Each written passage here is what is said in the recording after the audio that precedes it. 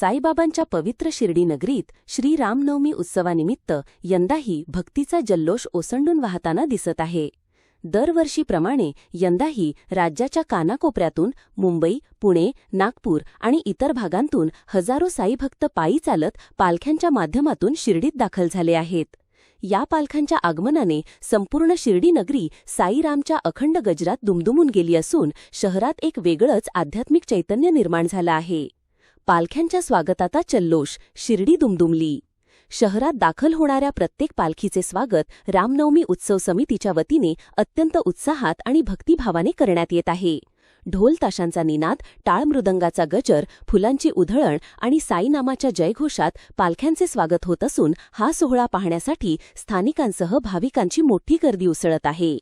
Hotel कलासाई येथे समितीच्या वतीने भाविकांचे भव्य स्वागत करण्यात येत असून त्यांच्या निवास, भोजन आणि विश्रांतीसाठी उत्तम व्यवस्था करण्यात आली आहे। या व्यवस्थेमुळे दूरवरून आलेल्या भाविकांना घरच्यासारखा अनुभव मिळत आहे। एक घर 11 दशम्या उपक्रम ठरतोय आकर्षण। रामनवमी उत्सवाच्या निमित्ताने राबवण्यात येणारा एक घर 11 दशम्या हा उपक्रम यंदाही विशेष आकर्षण ठरत आहे। या माध्यमातून शिर्डीत येणाऱ्या प्रत्येक भाविकाला प्रेमाने अन्नप्रसाद देण्यात येत असून सेवाभावाचा अनोखा आदर्श उभा राहतो आहे। तसेच शहरात ठिकठिकाणी निवारे, स्वच्छ पिण्याच्या पाण्याची व्यवस्था, फिरते शौचालये, विश्रांती केंद्रे यांची काटेकोर व्यवस्था करण्यात आली असून भाविकांच्या सोयीसाठी कोणतीही कसर ठेवलेली नाही। आरोग्य सेवा आणि आपत्कालीन यंत्रणा सज्ज। जिल्हाधिकारी डॉक्टर पंकज आशिया, मुख्य कार्यकारी अधिकारी गोरक्ष गाडीलकर आणि डेप्युटी सीईओ भीमराज दराडे यांच्या मार्गदर्शनाखाली संपूर्ण प्रशासन युद्धपातळीवर कार्यरत आहे।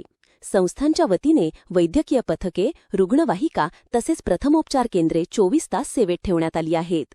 गोल्डन अवर लक्षात घेऊन आपत्कालीन प्रतिसाद यंत्रणा सज्ज ठेवण्यात आली आहे।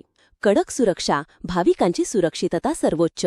रामनवमी उत्सवाच्या पार्श्वभूमीवर शिर्डीत कडेकोट सुरक्षा व्यवस्था ठेवण्यात आली आहे। पोलीस दलासह बॉम्ब शोधक पथक, शीघ्र कृती दल तसेच सीसीटीव्हीच्या माध्यमातून संपूर्ण परिसरावर लक्ष ठेवण्यात येत आहे। भाविकांना सुरक्षित आणि सुरळीत दर्शन मिळावे यासाठी प्रशासनाने व्यापक नियोजन केले आहे। प्रशासन, संस्थान आणि ग्रामस्थांचा एकत्रित सहभाग। जिल्हा व सत्र न्यायाधीश शिवाजीराव कचेरे यांच्यासह विविध विभागांचे अधिकारी, कर्मचारी आणि संस्थांचे पदाधिकारी उत्सव यशस्वी करण्यासाठी अहोरात्र परिश्रम घेत आहेत। शिर्डीतील ग्रामस्थांनीही मोठ्या उत्साहाने पुढाकार घेत भाविकांच्या सेवेसाठी स्वतःला वाहून घेतले आहे। यंदा संजय शिंदे यांच्या नेतृत्वाखाली रामनवमी उत्सव समिती कार्यरत असून त्यांच्या नियोजनामुळे उत्सव अधिक शिस्तबद्ध आणि भव्य होत आहे। धार्मिकतेसोबत सांस्कृतिक रंगत। उत्सवानिमित्त कुस्ती स्पर्धा, लावणी, तमाशा आणि विविध सांस्कृतिक कार्यक्रमांचे आयोजन करण्यात आले आहे। त्यामुळे भक्तांना धार्मिक वातावरणासोबतच पारंपरिक सांस्कृतिक वारसाचा आनंदही अनुभवता येत आहे। भक्तीचा अखंड प्रवाह, साई नामाचा गजर। पालख्यांच्या आगमनाने शिर्डीत भक्तीचा महासागर उसळला असून प्रत्येक रस्त्यावर साई नामाचा गजर घुमत आहे। साईबाबांच्या शिकवणीप्रमाणे श्रद्धा आणि सबुरीचा संदेश या उत्सवातून पुन्हा एकदा अधोरेखित होत आहे। तसेच शिर्डीतील रामनवमी उत्सव म्हणजे केवळ एक धार्मिक सोहळा नाही, तर भक्ती, सेवा, एकात्मता आणि संस्कृतीचा जिवंत उत्सव आहे, जिथे प्रत्येक पावलावर साईबाबांचा आशीर्वाद अनुभवायला मिळतो। 22 वर्ष आमच्या पालखीचं, आमच्या बनसोडे गुरुजींना पालखी सुरू केली होती तेव्हा खूप प्रमाणामध्ये कमी लोक होते, 4-5 लोक होते। आता भव्य स्वरूप झालं आहे पालखीचं। 22 फेब्रुवारीला पालखी निघाली, आज 32वा दिवस आहे। आम्ही 700 किलोमीटर अंतर चालून इथपर्यंत आलो आहे, तरी आमच्या पदयात्रींचा कोणाचा उत्साह कमी झाला नाही।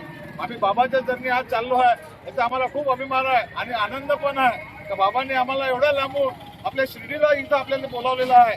सच्चिदानंद सद्गुरू साईनाथ महाराज की जय। अनंत कोटी ब्रह्मांड नायक राजाधिराज योगीराज परब्रह्म श्री सच्चिदानंद सद्गुरू साईनाथ महाराज की जय।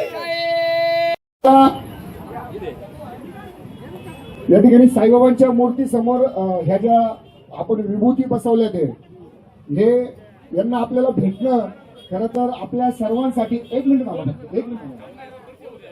हे सगळे लोक आपल्याला भेटणं म्हणजे आपल्या सगळ्यांसाठी साईबाबांचा आशीर्वाद आहे। त्याचं कारण असं आहे की हे मुळे साहेब जे आहेत हे साईबाबाचे पहिले पदयात्री जे मुंबई ते शिर्डी सगळ्यात पहिले जर कोणी सुरुवात केली असेल तर यांनी केली आहे. त्यांचं टाळ्या वाजून या ठिकाणी अभिनंदन करायचं आहे. हे जे गृहस्थ आहेत हे 93 वर्षाचे, 93 वर्षापासून आणि जेव्हापासून पालखी सुरू झाली तेव्हापासून ते पायी चालत येतात. आज त्यांचं 93 वय आहे. सगळ्यात जास्त वयाचे ते या ठिकाणी पदयात्री आहेत. बाकी हे जे 2 जण आहेत हे शारीरिक क्षमता त्यांची चालण्याची नाही, परंतु साईबाबांच्या ओढीने त्यांना बरोबर साईबाबा या ठिकाणी खेचून आणतात आणि ते या ठिकाणी चालत येऊन या ठिकाणी बाबांची भक्ती करतात. यांचं देखील या ठिकाणी आपण सर्वांचं अभिनंदन करायचं आहे, त्यांना सगळ्यांना शुभेच्छा द्यायच्या आहे. मी आपल्या चौघांच्या वतीने एवढंच विनंती करेल, साईबाबाच्या प्रार्थना करी तुम्हाला साईबाबा उदंड आयुष्य देऊ आणि तुमच्या हातून अशीच ही साई सेवा कायम घडत राहू. मी या ठिकाणी आमच्या पालखी कमिटीच्या सदस्यांना विनंती करतो की आपण यांना सगळ्यांना 4ही लोकांना सन्मानपत्र द्यायचं आणि त्यांच्या गळ्यामध्ये आपली ही जी साईबाबांची मानाची जी पट्टी आहे ते या ठिकाणी टाकायची आहे. चला 4 मानाचे हे घ्यायचं आहे.